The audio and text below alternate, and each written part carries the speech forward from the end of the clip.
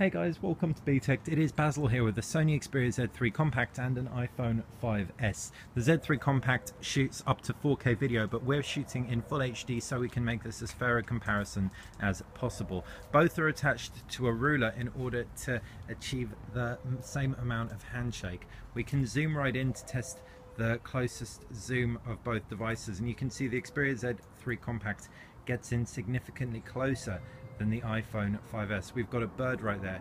If we pull in a little bit closer, we can actually make it fly away so we can see how that zoom. In fact, let's pull out on the Xperia Z3 Compact so we see exactly the same as what we see on the iPhone 5S and the Z3 Compact right there. And then we can pull in closer and it flew away. So you should be able to gauge how it copes with non-inanimate objects. And you should also be able to gauge the microphone, keeping them the same distance from our faces. Now it's time to test out exposure shifting, and it's a really sunny day, so we can really throw it off by pointing it up at the sky.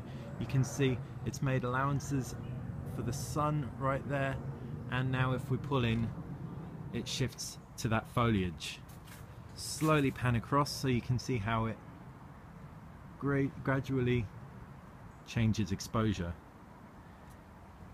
We can also see how wide an angle these two devices give us. So if we point them, we can see it's a pretty equal width of angle. The left hand side you've got the tree in both and a bunch of foliage. On the right hand side you've got a bunch of foliage. It may be slightly different, we're just going by what we see on the screen.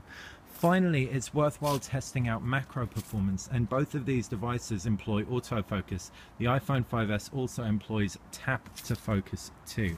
The iPhone 5S has a more closed lens at f2.2, so it might be able to deal with this bright sunny day a little bit better, in turn not exposing everything. Now neither device are focusing perfectly, as we want the foreground item to be in place, so we're going to shake the foreground item so that maybe it locks in focus, and it's done it on the Xperia Z3 Compact, but that branch in the background seems to be in focus on the iPhone, so we'll tap that foreground branch, and there you go. It looks like both have focused in on it, both delivering a fair amount of background blur